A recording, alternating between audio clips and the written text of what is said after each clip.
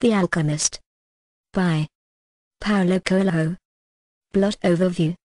A recurring dream troubles Santiago, a young and adventurous Andalusian shepherd. He has the dream every time he sleeps under a sycamore tree that grows out of the ruins of a church. During the dream, a child tells him to seek treasure at the foot of the Egyptian pyramids.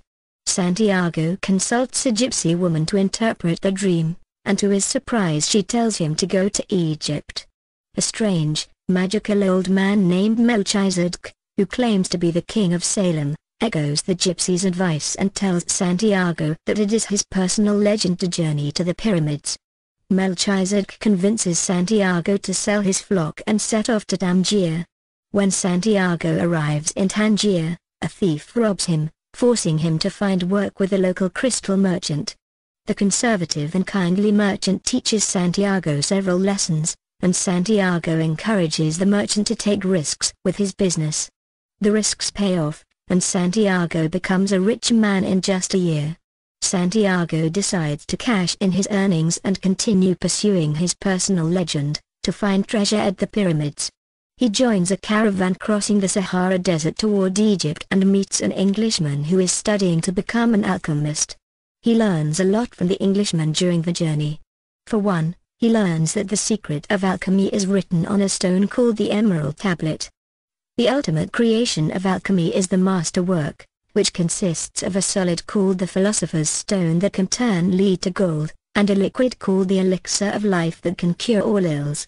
Santiago learns the Englishman is traveling with the caravan to the Saharan oasis of Al-Fame, where a powerful, 200-year-old alchemist resides. The Englishman plans to ask the alchemist the secret of his trade. As it turns out, the caravan must make an extended stop in Al-Fame in order to avoid increasingly violent tribal wars taking place in the desert.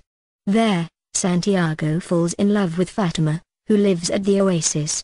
During a walk in the desert, Santiago witnesses an omen that portends an attack on the historically neutral oasis.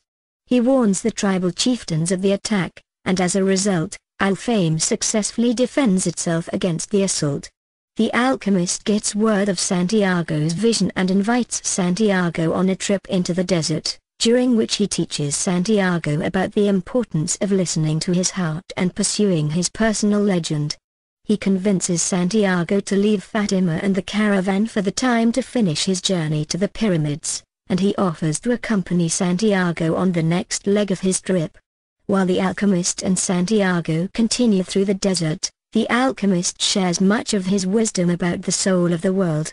They are mere days away from the pyramids when a tribe of Arab soldiers captures them. In exchange for his life and the life of Santiago, the alchemist hands over to the tribe all of Santiago's money and tells the soldiers that Santiago is a powerful alchemist who will turn into wind within 3 days. Santiago feels alarmed because he has no idea how to turn into the wind, and over the next 3 days he contemplates the desert.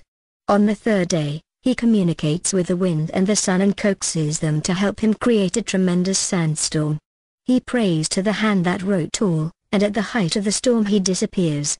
He reappears on the other side of the camp, and the tribesmen, awed by the power of the storm and by Santiago's ability, let him and the alchemist go free. The alchemist continues to travel with Santiago as far as a Coptic monastery several hours from the pyramids. There, he demonstrates to Santiago his ability to turn lead into gold using the Philosopher's Stone. He gives Santiago gold and sends him off.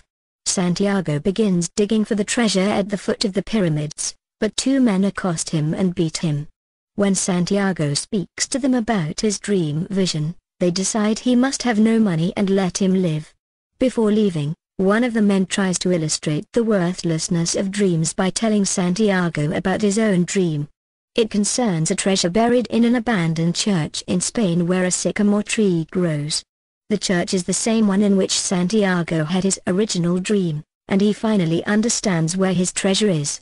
He returns to Spain to find a chest of jewels and gold buried under the tree, and plans to return with it to Al-Fame, where he will reunite with Fatima, who awaits him.